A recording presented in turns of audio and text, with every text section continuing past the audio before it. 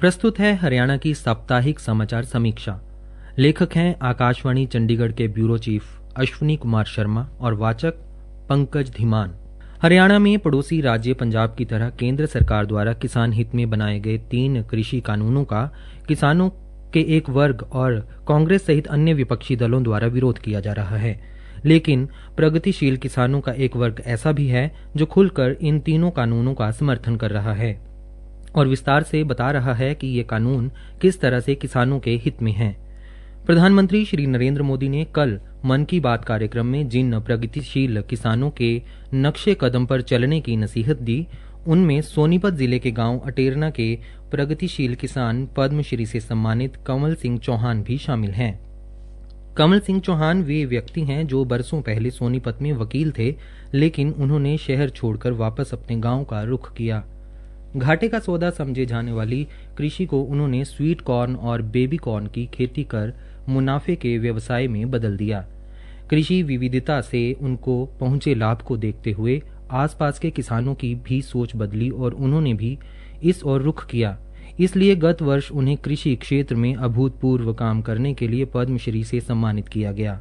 आज कमल सिंह चौहान, जो कि एक शिक्षित किसान हैं, कृषि कानूनों का अध्ययन करने के बाद कह रहे हैं कि अब किसान आज़ाद है, वह अपना माल मंडी से बाहर बाजार में भी बेच सकता है।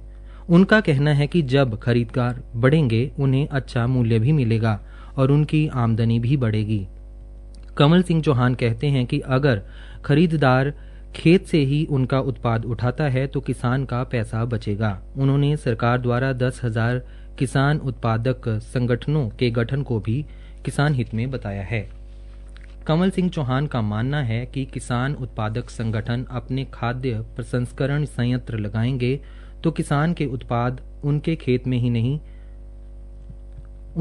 में ही बिक जाएंगे। हालांकि उनका भी मानना है कि न्यूनतम समर्थन मूल्य भी साथ में बना रहे ताकि किसान के पास विकल्प रहे। केंद्र सरकार ने भी किसानों से यह विकल्प छीना नहीं है। नई फसल के लिए भी न्यूनतम समर्थन मूल्य घोषित किया जा चुका है।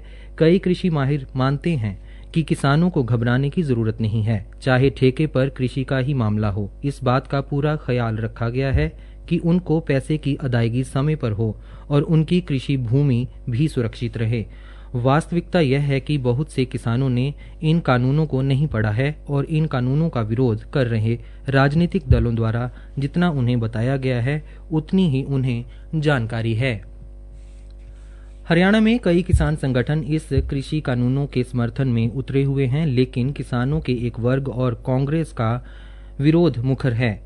इस सप्ताह एक तरफ इस मुद्दे पर जहां कांग्रेस प्रदेश अध्यक्षा कुमारी शैलजा और अन्य कांग्रेसी नेता सरकार पर हमलावर रहे, वहीं मुख्यमंत्री, उप मुख्यमंत्री, हरियाणा के कृषि मंत्री व अन्य कई नेताओं ने लोगों को इन कानूनों के बारे में गुमराह न होने की अपील की। भारतीय जनता पार्टी द्वारा किसानों से संपर्क कर उन्हें इन कानूनों के बारे में विस्तार से बताया जा रहा है। हरियाणा के गृह मंत्री अनिल विज ने यह भी कहा है कि देश को 1947 में आज़ादी मिली थी, लेकिन किसानों को इन कानूनों के पारित होने के बाद आज़ादी मिली है। यह कानून किसानों की तरक्की के लिए हैं। श्री विज का मानना है कि जैसे जैसे किसानों को पूरी बात समझ आती जाएगी, वे इसका विरोध छोड़ देंगे। उनका कहना है कि विरोध प्रदर्शन कर रहे किसानों पर बल प्रयोग नहीं होगा।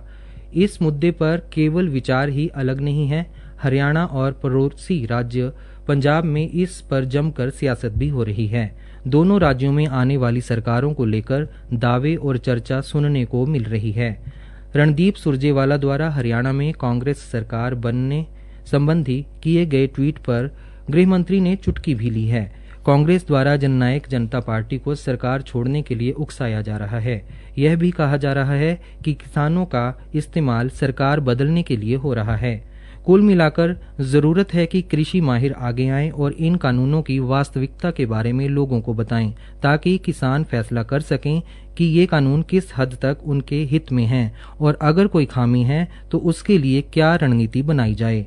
कोरोना काल में सामूहिक प्रदर्शन घातक भी हो सकता है। समाचार समीक्षा समाप्त हुई।